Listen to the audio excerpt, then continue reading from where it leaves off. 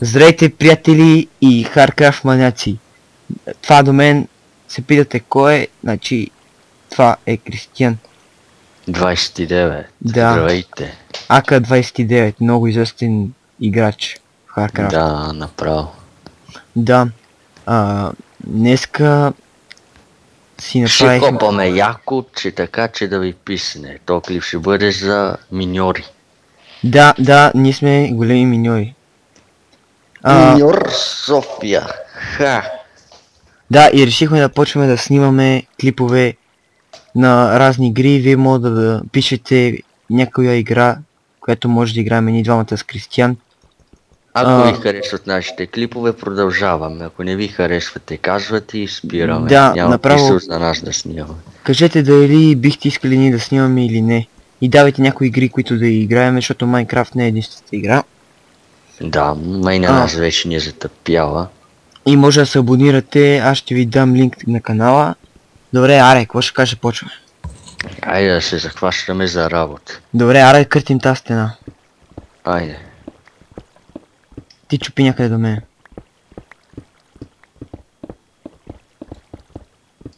Клипът ще бъде 10 минути точно. Като за начало. Ако Да, ви е бе. интересен, по-натам ще увеличиме.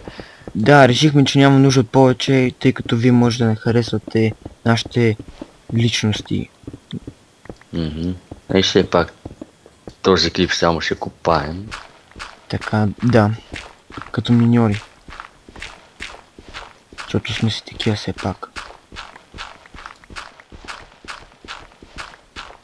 Така. Ай, какво викаше Кристияне за Веско? Слушайте внимателно, искам да отправя един поздрав към Веско Ака Камен, моя любим, да се поправя, нашия любим китарист. Искам да го поздравя с песента на Юнг Бай Вай. О, колко си прост. Аха. Еми той Веско не е просто момче, все пак е китарист, нали се сещаш? На него това му е любимата песен и перфектно си пара с тази песен. Той малко си да плажите, тъй че трябва да направят някаква песен. Да. Впрочем, той Веско нещо напоследък, нищо лично камене, но просто имам чувство, че ме лъже с този микрофон и садваш много яко. Защото не искаш да говориме, а ме лъжиш, че още нямаш микрофон и че ти се е развалил и че нямаш пари да си го купиш. Верно, криза сме, ама па чак за един микрофон, айде моля те. Нали така, Кристияне? Да. Нали така? Вместо да поеме по правилния път, той поема по греш. Погрешен завой. Да лъже, да се срамува. Най-лошите черти ги е наследил от някой. Абсолютно и аз съм на същото мнение. Да, така е, просто няма какво да се лъжим. Дано да изгледа клипа, да чуе какво са ми казали за него и да се поправи. Дано, ако трябва ще го запиша и на терапия, но не бива така. Все пак... Не бива, това е срамота, все пак е 4-ти клас. Да, все пак. От младо да почнеш да... Охо! Диаманти. Така от малък да почнеш... Добре, Fortune тройки ми се падат по един диамант, то боже. Днеска сме карачи, какво искаш? Ние сме карачи.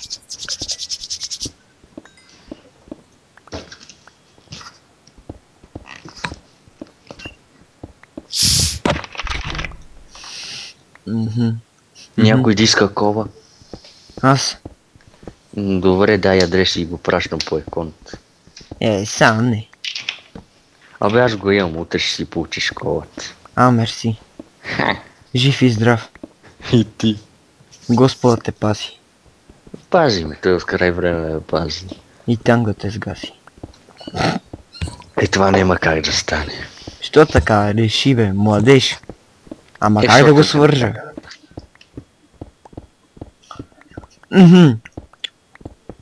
Този клип се очертава скучен, нали така? На мен ми е забавно. Сега ще развеселя обстановката.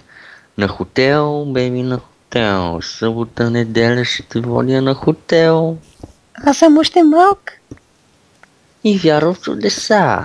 Вярвам, че в хотел ще намеря любовта. Това е нашия известен Кристиан Китанов, ака Кристиан 29, много известно момче. Просто умее да развеселява обстановката винаги. Ама да бе, аз съм голем паляч. Да. Ако не знаете кой пее тази песен, я пеят румънец Янчев и някакъв друг, не го помня. Там жената, не знам как се казва. Много странно име беше. Их, на ръба на езика ми бе. Стар съм, за да съм отгоре. Са си ти... Какво беше бе? Са си ти Аморе или нещо такова? Не, стар съм, за да съм отгоре. Ще легна малко, сега си ти Аморе. Да, какво почти го оцелих. Ти си про бот. Ама, как бе? Аз съм играл, ако не знаете кой съм аз. Какво се сетих. Ко Нека речи, се ко? върнем в далечната 2013. Спомняш си тогава какво стана, бе? О, не, малко ми е мътна тази година. Аз сега се сетих, бе. Протестите, бе, сети ли се? О, тия комунисти. Бе, те забрат ли са тия протести? Ама да Май се не са върнем в далечната 2013.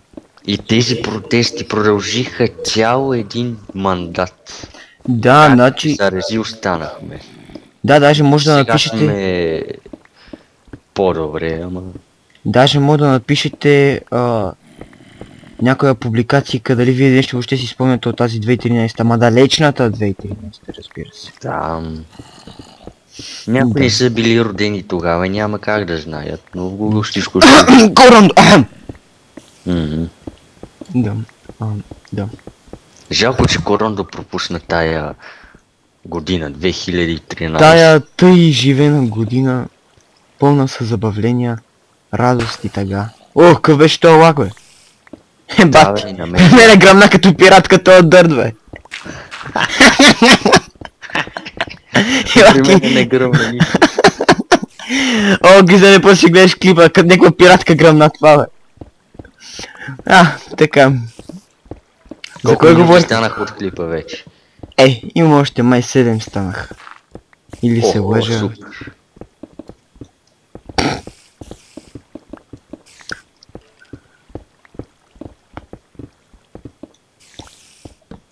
Значи, може да кажеш, Кристияне, от кой очакваш... Охо, тази кирка се чупи. Сега. Може да кажеш, от кой очакваш коментари. Ето, пак лагна.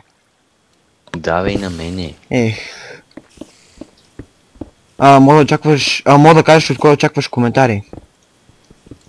Абе, не знам, нещо като лагва. Ти много лошо се чуваш, не знам дали в клипа ще се чуе, надявам се да не се чуеш, защото като много забиваш, нищо не ти се разбира. Ами да ти кажа честно, той лага и при тебе става, нали? Да. Значи от сървъра. Не знам, не вярвам в клипа това да се случи, защото все пак от личния ми микрофон. Да знам, от кой очакваш коментари, кажи. Аз очаквам, например, Корондо да се изяви, защото аз него го призвавам. Най-много да напише нещо в скайп. Не, айде пак лагна. На мене не, ама аз стоя като инвалид нормално. О боже, аз затова реших, че е лагано, защото седиш като инвалид. Той инвалид. Ти гледай от мене и... Аз от тебе се уча от живота. В живота от тебе се уча. Очаквам Ивор отново да сложи тази тъй популярна снимка. Нали?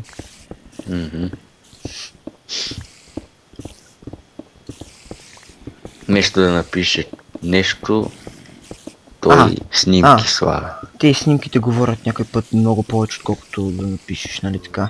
Например, MC Мастера, той човека си знае.